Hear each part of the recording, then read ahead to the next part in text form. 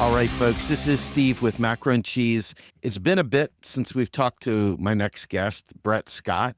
Last time we talked, we riffed. I love this riff term. We riffed about the movie Civil War and trying to understand what happens when you kind of break down a country and now all of a sudden you're left with no monetary system or you're left with starting over again.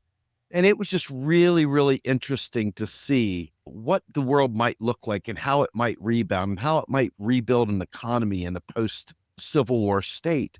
And today we're going to talk, interestingly enough, about libertarianism. And my guest, Brett Scott, is a cash activist, author of Cloud Money. He is the author or the host of the Substack, Altered States of Monetary Consciousness, otherwise known as Asimoko, and an economic anthropologist. And he's also a friend. It's been a while, and I'm really happy to have him back on. So with that, Brett, welcome to the show, sir. Great to be back, Steve. It's been a while, but it's always fun. It has been a while. It's been too long, but I guess distance makes the heart grow fonder because I was really looking forward to this. And so I'm really happy to have you on here with me. This subject that we're going to touch on today, I was a former libertarian. I don't even know how to put that. It was more of a Ron Paul bot. I was definitely a Paul bot back in the day. I wasn't bought into all the Murray Rothbard stuff, but I found Ron Paul to be enticing. He had the anti-war approach. He had the anti-drug war approach, which very much appealed to me. And there were just certain things that he stood for that in the absence of more knowledge about systems and stuff like that, he sounded like he had his act together. I've grown up since, and I would like very much to kind of suss out the libertarian mind and understanding not just the libertarian mind, but also understanding the libertarian view of money and kind of understanding better where some of the fetishes that go along with the libertarian mindset come from and what they look like in real terms. I think a lot of people see the current situation in the world, especially in the United States, where you've got like this weird blend of Christo-fascist and libertarian coming together with another astroturfed version of Make America Great Again. And it's left a lot of questions because if you don't understand what people are saying, if you don't understand where they're coming from, it's pretty hard to build a bridge, or it's even harder to understand the rules of engagement. So I'm curious if you can break down what your understanding of libertarianism is, just off the cuff. Help us all understand. Well, in a sense, I think you probably have a better understanding of American libertarianism where you have a stronger lived experience of it. My encounters with libertarianism probably have been initially, actually, for example, in the financial sector. When I was working in the financial sector, you'd get sort of straightforward free marketeer type people who were quite conventional in terms of their sort of lifestyle and things like that, but who believed in a bunch of free market ideas, which of course is always ironic with bankers and stuff because banks are heavily backed by or supported by state structures and they're part of the state money system and so on. But there's a lot of kind of that sort of, in the sort of general private sector business realm, you find some kind of libertarian type of ideologies going around. But then, of course, I got involved to some extent in alternative money scenes, and there would be, especially in the crypto space, a whole lot of like hard libertarians, anarcho-capitalists who were much more kind of doctrinaire about it.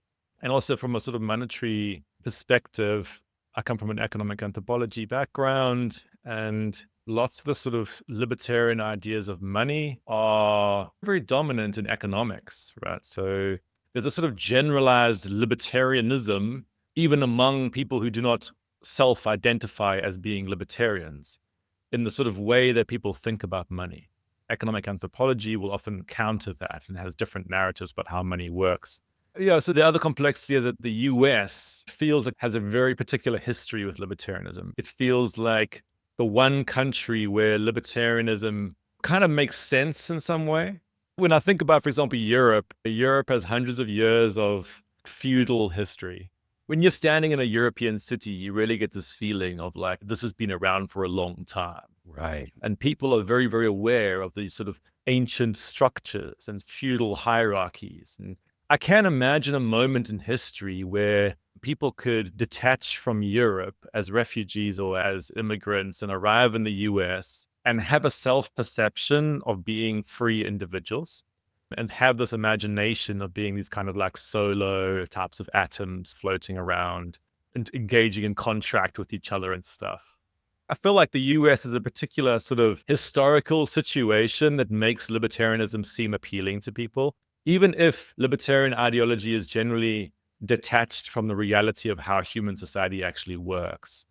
And so, yeah, there's quite a few different strains of libertarianism, I guess. But yeah, I guess as a person who promotes more credit-based ways of thinking about money, I often get attacked by people who self-identify as libertarians, because lots of libertarians hate the idea that money is some kind of credit structure. They want money to be a commodity and so on. So I get a lot of just general libertarian ambience directed towards me in my day-to-day work. It's been a kind of a long and interesting encounter for me, but I've also encountered many different variants of sort of libertarianism. It's a bit hard to have singular views on it. I remember when I was living in London, I got invited to speak at this thing called Liberty League Freedom Forum. And you can hear by that name, it just has all the sort of cultural markers of libertarianism. Liberty and freedom is all this kind of invoking of this kind of stuff. And I remember going there and finding it incredibly boring. It was so stiff. And it was very interesting because I had come from lots of left-wing spaces, anarchist spaces and things like that, which are not stiff at all. They're very like grungy and people play music and it's quite party orientated and stuff like that. So it actually has more of the sort of what you would call quote unquote freedom, right? Whereas the Liberty League Freedom Forum was all these like young people, because it was sort of youth conservatism movement. And they were young and they were all wearing suits and they all had business cards. And they had these pamphlets where they're talking about like Murray Rothbard and free markets. But I just remember being like, this is so weird because there's all this language of freedom, but everyone's very stiff and quite strangely like Puritan, I'd say. You could see how conservative it was. They felt like old men to me. And then there was one stand, I remember they had a bunch of these pamphleting stands, but there was one of them that was a bit detached from the rest, which was a kind of more social libertarian guy who was promoting marijuana and more stuff about social freedoms. And you could see she was marginalized and isolated from the guys who were like, we don't want to pay tax because we're business owners. So I remember that was quite a stark example of the different forms of libertarianism trying to coexist alongside each other. But yeah, it's a tricky one sometimes. I remember when we talked years ago about things like mutual credit and mutual credit systems and considering ways of doing things outside of the government and within the local community and allowing one another to survive and thrive in this kind of a mutual aid arrangement, if you will, like a public library of checking out a chainsaw, checking out a bicycle, and each sharing what each other had and just gifting to one another in a sense, but it never being given, just sort of allow for use, like a library of stuff. And it was really powerful. And I could envision at some level this being more of an anarchist approach than a libertarian approach. But it did get me thinking, because the idea here is they don't want government in their way. They don't want to be bothered with rules, regulations, anything, but they definitely want their contracts upheld. They want the strength and law of all the power of the state when it comes to making sure that they get theirs. But that's the beginning and the ending of what they want the state to do. They want the state as an enforcement vehicle. Yeah. I mean, this is where economic anthropology can be quite useful in this regard, because one of the big differentiators between economic anthropology and economics is that economics forms in the context of European cities. So in the sort of 1800s and stuff, you basically have people who are immersed in Western capitalism who see the environment around them and they just take it for granted. And they start writing about economies like that.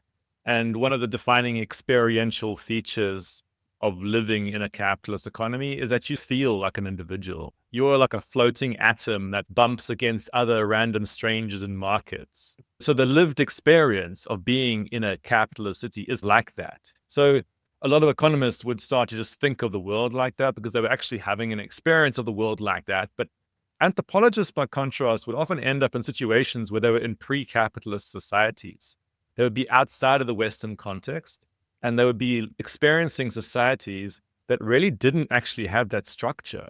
Because you start to see the primal reality of societies, which is the primal reality of all societies, regardless of whether it's capitalist or tribal or whatever, is that the basic feature is interdependence, okay? In a small-scale hunter-gatherer society, the interdependence is very visible. It's right in your face. You can see who you depend upon and how you survive. But of course, in a super large-scale capitalist economy, it's much harder to see because it's much more diffuse and it's much more fluid. Both of those societies are interdependent in that people are relying upon each other. You're relying upon people on the other side of the world for your breakfast cereal. That's interdependence for you, but you're not experiencing it as cooperation. You're experiencing it as in this very cold, distant kind of way. So there's a lot more experience in a capitalist society of this detached form of interaction. And that can lead you to imagine that you are an individual. This becomes especially powerful, or this really starts to get catalyzed by large-scale nation states, which will start to underpin interactions between strangers, or large-scale nation states will, in a sense, catalyze large-scale markets, which in turn will catalyze the perception of yourself as being a solo individual. In a weird way, what we call libertarianism is a type of mentality that emerges after a capitalist market emerges, whereas what we sometimes call left-wing anarchism or libertarian socialism is sometimes the word used for it, which is associated with what the mutual credit systems and community currencies and things like that, is actually something that tries to get a bit more towards a pre-capitalist state of being, where what they're saying is we want to build small, closely enmeshed groups of people, and that's how we're going to bypass the state. Whereas libertarians tend to be, we want to have solo individuals, and that's the natural order of things. That's how it's supposed to be. But that type of mentality that emerges in the libertarian culture really didn't exist a long time ago. There isn't perceptions of individualism that exist in hunter-gatherer societies, for example. There's no exit from the society. You can't be like, screw you guys, I'm a solo individual. It just doesn't exist in all societies. It's funny you say that because I'm looking at some of the binge watchable movies and series that are on these streaming apps. And one of them was 1883, and it was like the origin story of Yellowstone. And as you're watching them go through the Oregon Trail, or you watch them going from Texas to wherever it is they end up going in Montana and so forth, Wyoming and Oregon, you could see how a person, and mind you, it's 1883. We're not talking about a million years ago. I mean, in relative terms, it's recent. And you think about the kind of lessons that were passed on for these homesteaders that were out there panning for gold and invading Native American lands and dealing with being killed on the prairie or dying of disease or getting bit by rattlesnakes or bandits coming through and burning your home down. It was kind of a every man for himself mindset. And that strain post-Civil War and even pre-Civil War, at least in the US, which, you know, as you said, is kind of a weird libertarian model factory of sorts, given that it doesn't have the European history. It had an indigenous history here in the United States that was erased through genocide. But so the new immigrant colonizer version of nation building that happened here was very much survival of the fittest. Yeah, absolutely. Yeah, this is why, again, libertarianism is hard to talk about because there are these particular US strains that exist, but it's not actually only the US, it's settler culture more generally. For example, and I'm from South Africa, that exact same form of libertarianism exists in Afrikaans culture in South Africa. So think about how the Afrikaans people basically were Dutch immigrants to South Africa in the 1600s and around that time. And often they were very poor. And so there was the Dutch colonial authorities who were basically sitting in Cape Town because they were trying to monopolize the trade routes from Netherlands to East Indies, like Malaysia and Indonesia and stuff like that. So their stopping off point was Cape Town. But then these poor Dutch settlers started to settle around the region. And then some of them started to go feral. And the Dutch colonial authorities are a bit like, there's this crew of people that we now call the Afrikaners, who are like these sort of feral Dutch people who've gone into the wilderness. They're seeking their fortune by just trying to farm out in the middle of nowhere. Now, if you were part of Afrikaans, because Afrikaans is a language that deviates from Dutch, it basically became a dialect that emerged. And basically, Afrikaners started to have the self-perception, which is we're out alone in the wilderness in southern Africa, and it's us against the world. We only have God on our side, and we're under attack by native people, and we got to crush down upon them. Otherwise, they're going to crush down on us. And so they have this whole kind of like drama in their mentality about being lost people in the wilderness.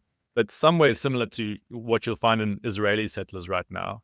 And they built this whole kind of national idea of almost like victimhood in a sense, but also of self-resilience. And internal to Afrikaans culture, you'd often have this incredible hard communitarianism at a small scale level, but then hardcore libertarianism at anything towards any kind of stranger. You know, this is one of the ambiguities in this type of stuff. Like Afrikaans culture, if you go into it, I'm actually a quarter Afrikaans. It's very communitarian. It's very much about hospitality and solidarity with your neighbors and this kind of stuff. But then it has a very sort of libertarian ethos when it comes to thinking about stuff outside of your sphere. And that's a little bit like rangeland, rancher, libertarian kind of thing that you find in the US. You get in lots of places. And often it goes along with a bunch of racism as well, because the people feel like they're under attack and they're having to just survive out there. That's obviously very, very different to some Silicon Valley tech bro who's like spouting Ayn Rand. It's a very different vibe, even though they might have some similar talking points of some sort. Right. But of course, like a Silicon Valley tech bro is not like an Afrikaans rancher in the 1600s. They're a person in a highly advanced capitalist economy with a lot of stuff that's incredibly dependent on other people, but wants to deny that, right? So the more like mainstream libertarian type of stuff you'll find among, let's say, tech bros is more kind of free market, city, urban capitalism kind of thing, which is like, we are powerful people who want to deny that we are interdependent so that we can deny our responsibility to other people, even though we extract from those other people. All right. There's a kind of a different feeling to it. Whereas I can almost more intuitively understand the libertarianism that comes out of, hey, I'm alone in the wilderness with my family and like, I got to depend on myself, that kind of thing. It makes a bit more sense in a sense.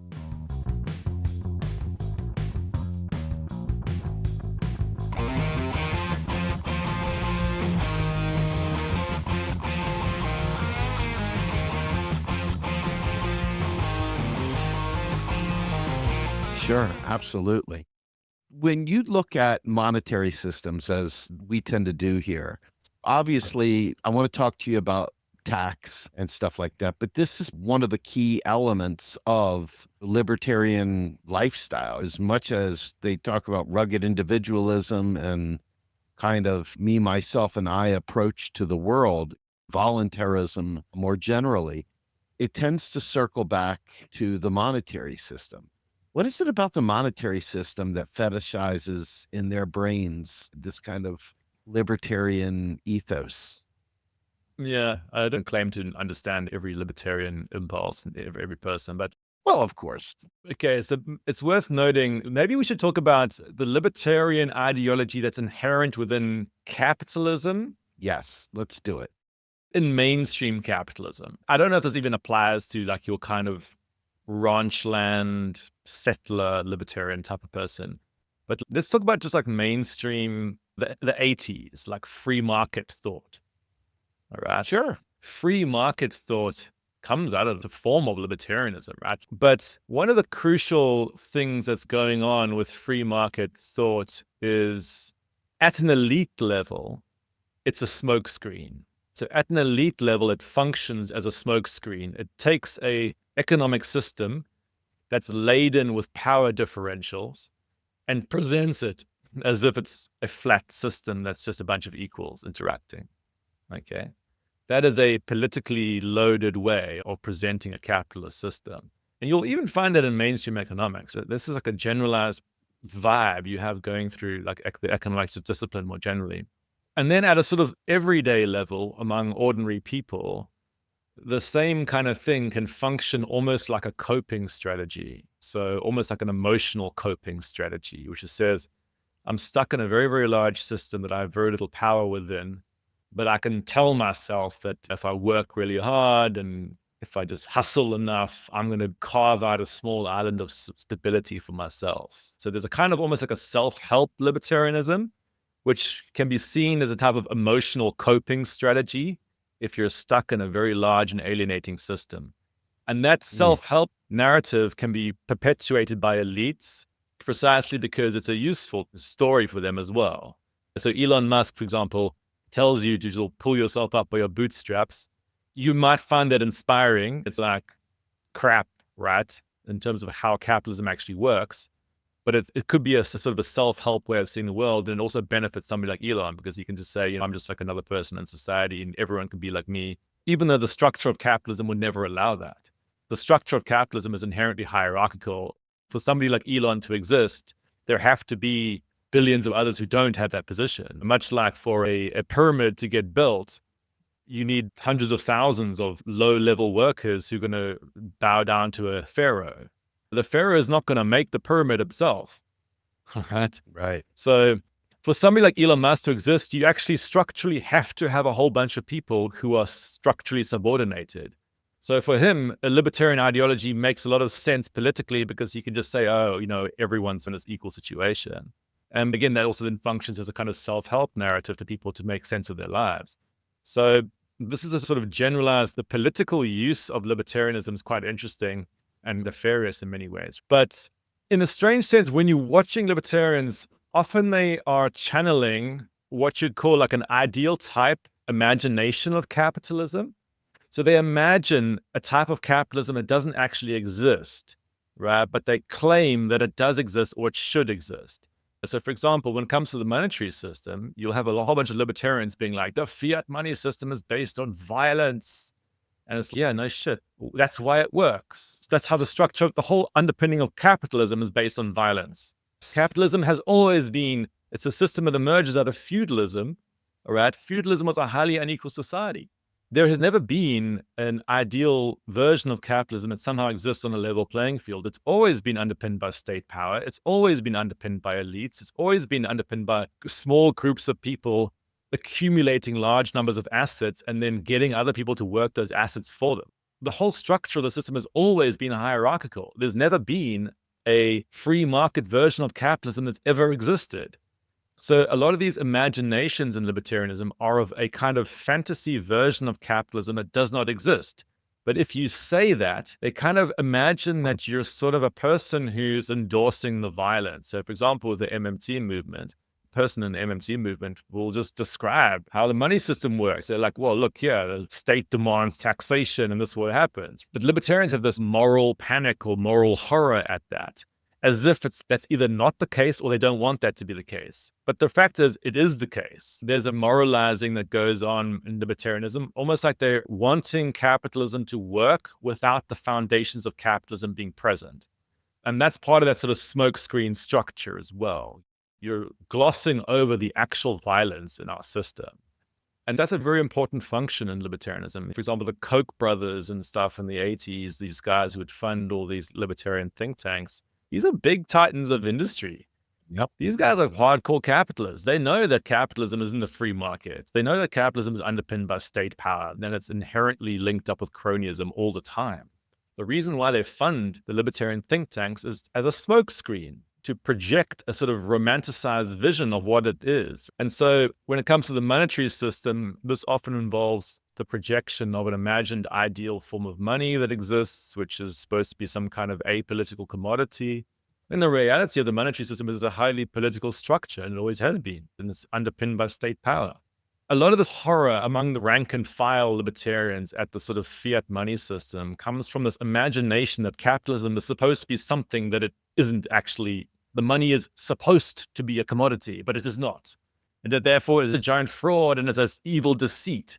Yeah, and so they will also then fetishize an entire imagined history of gold, which they have no experience of. Can I jump in momentarily?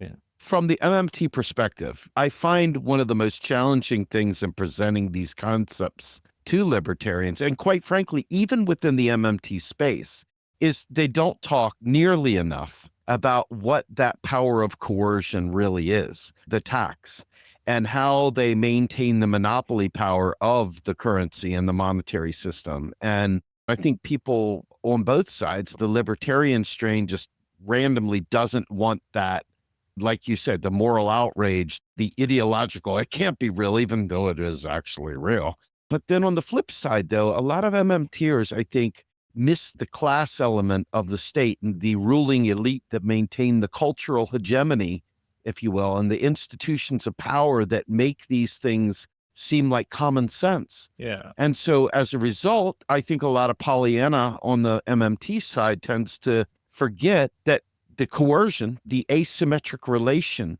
the power of the tax and the enforcement of the tax, et cetera, is not we the people doing that. That is a ruling elite and a hierarchical structure. And they have somehow or another created a world in their head anyway, that is, oh, it's just us. It's we. It's just us little people making these decisions. And it couldn't be further from the truth. You can certainly understand why someone would reject the kind of Pollyanna approach to explaining the coercive nature of the fiat system run by the state when the state is, in fact, an arm of oligarchy, an arm of the elites, et cetera. Yeah. In a way, the key to breaking all this stuff is to start with a realistic description of capitalism without any kind of like hysteria or sort of moralizing. Yeah, it's be like, okay, let's look at what capitalism is. It's like feudalism 2.0. It's not like society restarts on a level playing field or something as the structures of feudalism break down in the late medieval period. You just have a morphing of a structure that slowly becomes more marketized. The best way to think about capitalism is that, I mean, this is a bit of a crude way of putting it, but your sort of aristocrats morph. In a feudal system, you got the structured hierarchy with aristocrats and then you're kind of like peasants at the bottom. But in a capitalist system, your aristocrats morph into large owners of capital and your peasants morph into a sort of drifting urban working class. That's what the original structure of capitalism, the kind of Dickensian capitalism is. Mm-hmm. And from that perspective, you look at the state. What was the state in this context? The state worked for capitalists. The state was always a capitalist institution. And then things like socialism and communism were attempts to wrest control of the state to work on behalf of the working class of a society. So it was an attempt to take a structure that was essentially designed to protect elite interests and to somehow democratize it in certain ways. And that was the story of communism, that attempts in various ways to do that. I'm not saying that was actually how communism played out, but that was the theory that was going on behind that. It's interesting when libertarians are thinking about capitalism, they often imagine it as a sort of antithesis to communism. They're like capitalism versus communism. The reality of the way you should be thinking about it is like feudalism and capitalism were on the same page as each other, with the state as the enforcer of elite interests. And then there's been various radical movements that attempt to change that situation with greater or lesser degrees of success. And so the modern state has been pacified to some extent, but it's always about to act in the interest of elites. For example, with an MMT movement, you're saying, okay, let's try to get the state to work more or use its power of coercive taxation more for the interests of ordinary people. That's a kind of a big element of anti-austerity type movements.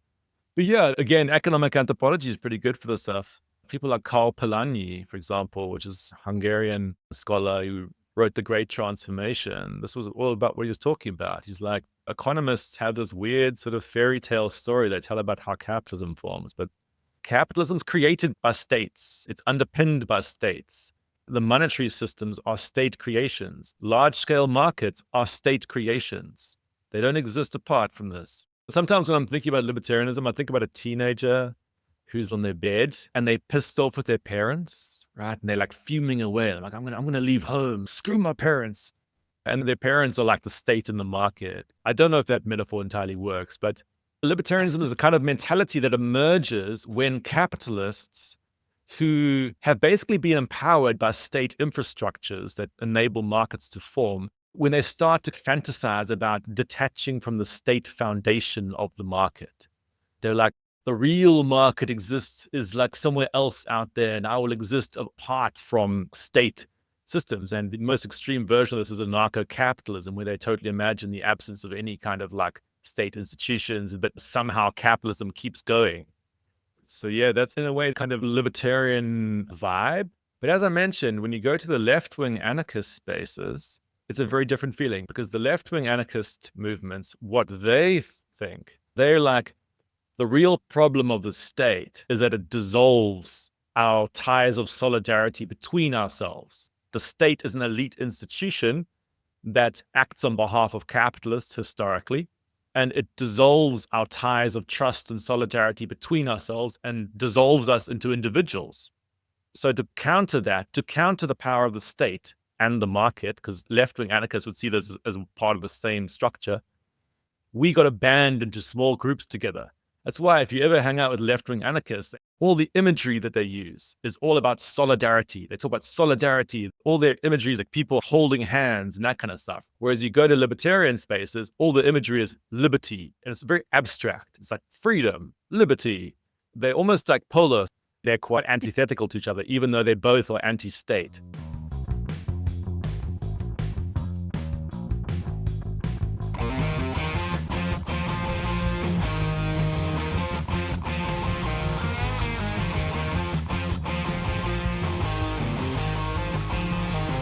Yeah, for me, just full disclosure, I have made a bit of a sojourn through these different, I don't know, belief systems as I've migrated from right-wing libertarianism. I mean, end of my libertarian mind was probably around 2012 with Obama, and I made a shift, a slight pivot into being a bit of a normie Democrat here in the United States with a nondescript, non-ideological view of the world, just going along with whatever was popular.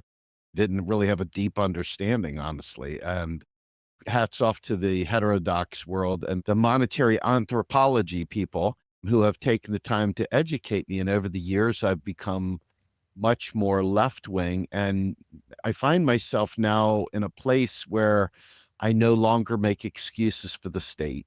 I no longer make excuses for elite capture and stuff like that, that I just assumed were common sense. Of course, it's just the way it is. What do you mean? Why, of course, we just need a few good progressives in there and they'll make everything all good. And it's only been really, truly understanding the nature of the state and understanding the nature to some degree of class relationships. And the fact that as much as I always thought of myself as free, I realized I'm really not free at all. There's certain little, maybe I can choose spearmint gum over juicy fruit, or maybe I can choose a Toyota 4Runner instead of getting a Tesla, or, I can choose to ride a bicycle versus walk. But at the end of the day, they've got a system that keeps you very disciplined. You've got to work, you've got to earn, you've got to pay bills. You don't do it, you go to jail, you lose things, your family loses things. And so you're not free. There's not freedom here. There's not a way of relief. It is a different form of slavery without the cage, maybe. And for me, I don't know what to do with this now. Like everything that you think of as a possible solution to this malady, it feels like you're a teenager sitting on your bed pouting against your parents. And at the same time, it seems unrealistic and impossible. And yet, reconciling the relationship that I mentally had, emotionally had with the state versus where I am today is radically different. And it's happened way before the Trump administration. I want to be crystal clear on that. But it has impacted me. You could see how the United States has really devolved into an overt fascist state, an overt kind of Silicon Valley broligarch kind of oligarchy, and this freedom-loving folks that have no interest in people actually being free are large and in charge right now, and stifling dissent and stifling any kind of thought outside of Yeah. whatever it is that they're advancing. So without devolving into a child, without becoming like that teen angst kind of adult, how does someone process where we're at today as their mind becomes open to seeing the state for what it is? I don't necessarily know. It's just riffing here. For me, I think the hard part is you start out with hopes and dreams. You think of things through, hey, we'll just vote for this and everything will be better. Yeah. And you start realizing it's not really there. You got study after study showing that within capitalism and within the United States, which is where I live, so it's where my focus is, You can probably extrapolate it out elsewhere, like South Africa. But within that space, it's quite clear that you get a popular movement going and nothing changes politically. In fact, we just move further to the right, which tells you something's going on. This might sound a bit trite, but the main impulse for dealing with it is probably to build community and solidarity, because the prime kind of ideological tool in a large-scale capitalist system is the kind of myth of independence or individuality. As you say, you live with this idea that you are free, but the reality of the network structure of capitalism is that you're not. So the prime difference in a capitalist system to, for example, like a feudal system. A feudal system, you have a distinct hierarchy, all right, but you're also very secure. You have this very hard hierarchy, but you know what your place is. And you actually weirdly guaranteed that place in many ways. You know, in modern society, using the term peasant is imagined as some kind of like insult or something like that. But for a peasant in the Middle Ages, you can actually have, in some ways, a secure life, because you know what your position is, a rental contract relationship with a landlord who is exploiting you, but it's a sort of secure form of exploitation, okay? And under capitalism, you basically have the same thing, except it's much more fluid, okay? So like you have fluid systems that are hierarchical. They're intensely hierarchical, but because there are certain forms of mobility, the hierarchy gets disguised. So you can live under the illusion that actually, as long as you hustle hard enough, you can somehow make it up the ladder. And maybe you can. Sometimes you can do that, but on average, you don't. And as you do that, other people are often going to have to get pushed out. So in the capitalist system, you have the same structure of interdependence, but it's much more fluid. And that creates a particular anxiety in life constantly. You're constantly having to compete to stay in the survival structure, which is different to a hunter-gatherer band. It's different to tribal society, and it's also different to feudalism. Those societies, you have a guaranteed spot in many ways, whereas in a capitalist society, you don't. So you constantly have this low-level haunting fear that you're about to get pushed out of the society. And the way that is spun by the elites in a society, it's like, oh, that's going to inspire you. That's good. You got to be an innovative go-getter and hit life and grab life by the balls. And the ones who get to the top are the ones who work the hardest and all this kind of stuff. And so that kind of libertarian ideology is a big part of the power structure of the ideological power structure of a capitalist system. And if you look at, for example, the Trump administration, they heavily play into this idea of you can be a winner if you're on the winning team. And you can see how it operates on different fractal levels as well. Lots of the kind of Trump vibe, at least as an outsider watching from the outside, often has this like appeal to being on a winning team, but against losers. Just very overtly states some people are losers and others are winners. And so it's like a very like a blatant kind of market ideology. But it operates in these different scales, which is there's team you, which is like you in the market fighting against other people. And then there's like team your family. It's like you as a family man fighting for your family. And then there's like team country. It's like our country better than the other countries. And then eventually like it's some god or something like that, the Christian god versus the other gods. It's got this whole fractal competitive structure to the whole style of thinking. All right. And then it's imagined as some kind of great golden age emerges from this.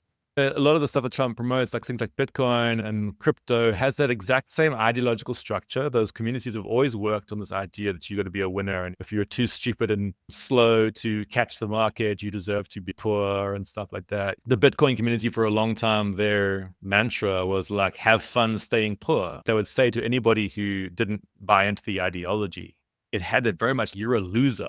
And this is why ideologically aligns with that Trump thing, where they're pushing this idea of like fight each other. But you can see how that plays into elite interest, because it's like you're at the bottom, fight each other, while we at the top are your inspiring leaders, and you can maybe become us at some point.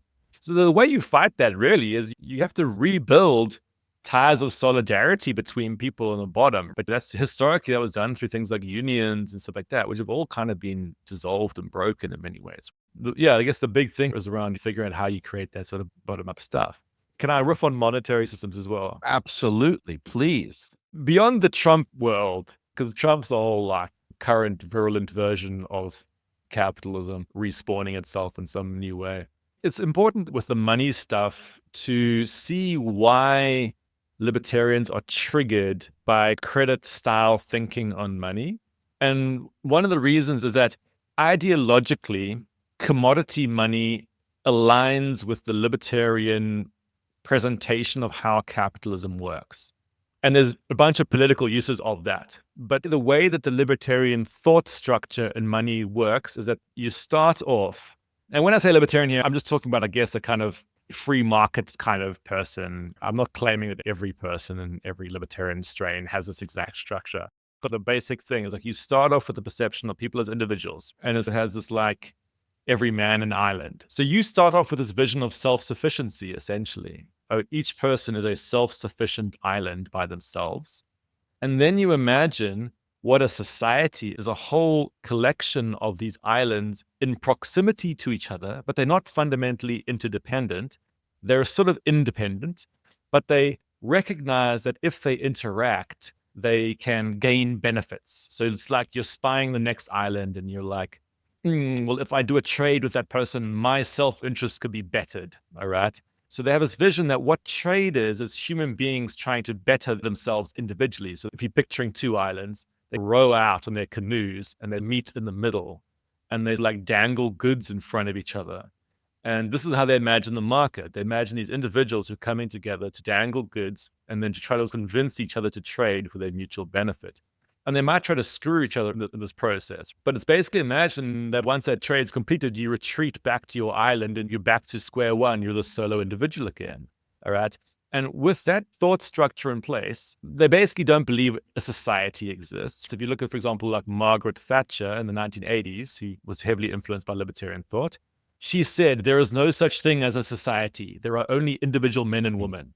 Right. That was the image she was channeling. She's like, what do you call a society? It's just a whole bunch of individuals living in close proximity. They're not actually a society. They're separate people. So she was denying interdependence and saying everyone is actually independent. And so every interaction between those people is voluntary.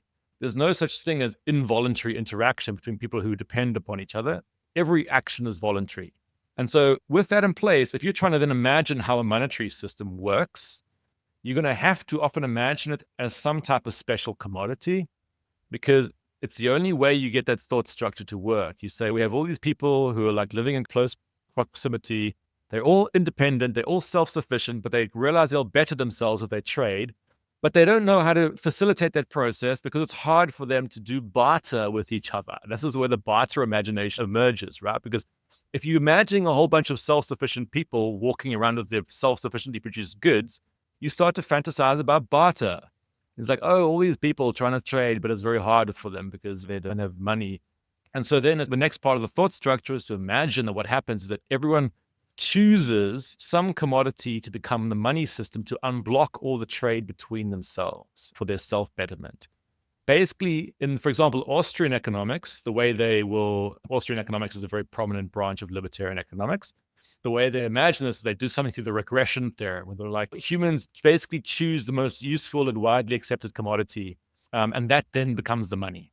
There's variants where you'll say something like, we can have some kind of like social contract theory thing where you say everyone kind of gets together and decides that something's going to be the money. But the basic point is that they imagine that money is some special commodity that holds all these individuals together. And from that, they then fantasize about what the ideal form of this hypothetical money should be. And then this is what leads to imaginations of gold in the libertarian imagination. They're like, you need this thing that's going to do X, Y, and Z to facilitate trade between all these solo individuals. And this thing is going to have to be something that's universally recognized as valuable, and this must be gold. Okay. And this is how that thought structure, which leads to an imagination of gold, is entirely based upon a priori assumption that human beings are independent agents that don't exist in a society. And this is why it's so messed up, because that is a totally flawed starting position. Economic anthropology would say that is a fantasy. No human being in society has ever existed as an individual. You can't even get to like age 1 unless you have people constantly looking after you. Yes. Even as a fully grown adult, you're constantly dependent on people. There's no such thing as being an independent island. It doesn't exist. In which case, you don't need something like some commodity to dangle in front of people to convince them to trade with you. People have to trade with you. It's how they survive. Yes. It's not an optional path. It's not something you have to sort of convince people to do. So this is why credit theories of money start to look much more seriously at this. And this is starting with anthropology, where it's like looking at how actual structures of informal reciprocity and credit between people work, which is like, for a person to survive, they have to go into debt. There's no such thing as a debt-free person. You always are going in and out of debt to other people. That's how you literally survive. And there's nothing wrong with that. And interestingly, you'll note that in libertarian imaginations, they have a terrible moralistic way of seeing debt. They believe it's an aberration. And the reason for that is that starting position that they start with, where they imagine that what a real person is somebody who's self-sufficient and isn't dependent upon other people. Therefore, if they're in debt, they're somehow morally inferior because they've negated that starting position. They've become dependent upon somebody and they've stayed dependent, and they're not an independent person. And they will imagine that the creditor is morally superior because that person is more self-sufficient in a sense. So libertarians hate debt, which is what, at least at a moral level, they have this sort of slight moral horror at it. Whereas, of course, economic anthropology, chartalism, all these types of thought see debt as normal and a constituent and a building block of how actual societies work. All right. And then, of course, at a very large scale, debt can become very toxic. It could become a tool of power and extraction. But you don't seek a society that's free of debt. You seek a society where you manage the debt in a humane and egalitarian way. That's my end of my spiel about this.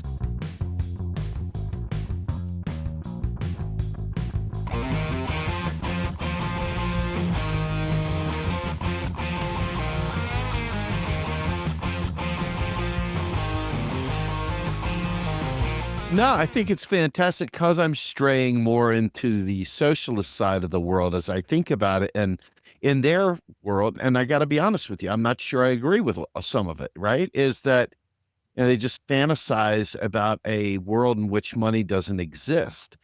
And money can come in a lot of different forms. It's not just the piece of paper, even though that cash is something you are king about. It's all sorts of different means of tracking ledger balances to make sure that, like, even if you and I were only allowed to have 10 pieces of chocolate a month, there would be something somewhere that would be decrementing that we've taken our 10 pieces of chocolate. You can call it whatever you want, but there was something that was done to make that transaction occur. And if you were out of credits or certificates or whatever, you wouldn't get your chocolate. I'm curious, even though libertarianism has been the soup du jour, what are some of the other ideas here where people envision this kind of voluntary exchange where there's no monetary element to it? And it's just not even barter per se. It's more of a quota system, if you will, from each their own ability to each their own need, or however that saying goes. I butchered it again. Yeah, there's been many variants of this stuff. And actually, interestingly, in having just ranted about a sort of generic libertarianism, again, there actually isn't really, there's a lot of variance in libertarian thought. And actually, some traditions of what you might call utopian socialism come out of quasi-libertarian type thinking. People like the sort of French anarchists like Proudhon and people like this all have this forms of a lot of what we call alternative economy movements like mutual credit, cooperatives and things. Some of them have forms of libertarian thought in them, but it's more communitarian version of libertarian thought where the objective is like you want to rebuild small scale community in the face of large scale states and corporations. But yeah, the mutual credit systems are quite an interesting sort of field to study in terms of people who have an alternative vision of money. I'm not sure if I'm answering your question here entirely, but We're getting there.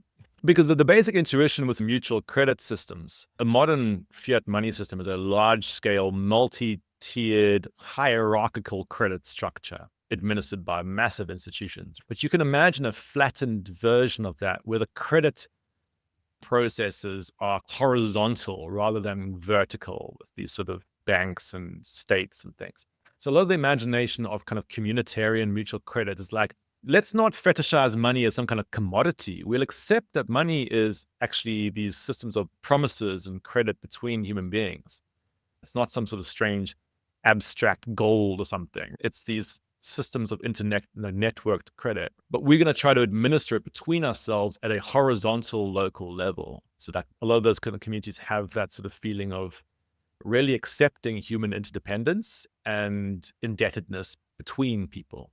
That's very different to say, for example, like gift economy type movements or types of like you were describing basically a communist impulse, which is where you say from whoever has the most, whoever has the least. A communist impulse has a different moral structure to the reciprocity impulses of mutual credit. So a communist impulse is a moral principle that exists in all societies where it basically says, if you're in a position of power and somebody is in great need and you have the ability to help them without it really impacting yourself too much, you should do it. So a communist impulse, for example, is like, there's a person on the street, they're in a rush, they're flustered, they ask you directions, and you just tell them with the directions. That's a communist impulse. You basically saw a person in need, they asked something of you, you were in a position to give it without it like impacting your day too much until you just did it, and then you never see them again. All right. That's the from he who has the most to the person who needs the least. That's that principle in play at a small scale. So we have that as a daily principle in all our lives, and there's no attempt at trying to call something back from the other person. There's no attempt at reciprocity, essentially. So reciprocity is a sort of separate moral principle in economics or on economic anthropology, where there'd be that sense of balancing scales. If I do something, eventually somebody else should do something as well. And there's different forms of reciprocity. And so like a mutual credit system is a reciprocity-based system where it's like we will have these sort of horizontal networks of credit between people. They're going to be measuring people going in and out of debt to each other, like these scales being balanced. And it's imagined that that's better than the hierarchical credit systems that we have in our normal system. But basically, it's like a lot of what we call alternative economy movements will be trying to play with these principles or rewire them in certain ways. And yeah.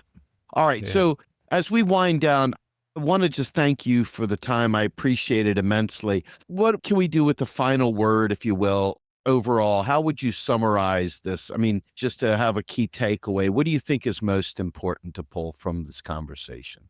From my perspective, I think it's important to recognize the political use of libertarianism rather than its surface appearance. Libertarianism speaks about capitalism as a peaceful system where people are solo individuals and so on, right? So there's some libertarians can even be quite idealistic in a strange way, like capitalism is supposed to work in a certain way.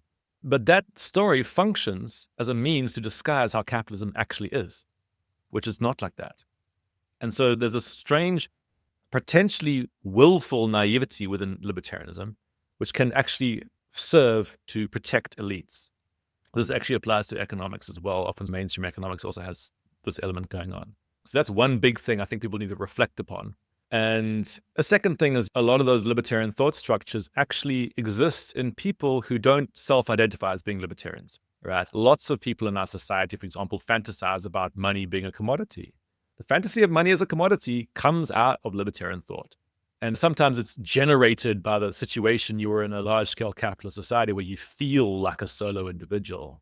If you find yourself fantasizing about commodity money, it's probably likely that you're being influenced by the same kind of libertarian mindset. And that's worth deconstructing that and understanding like how that works in your own mind, I guess.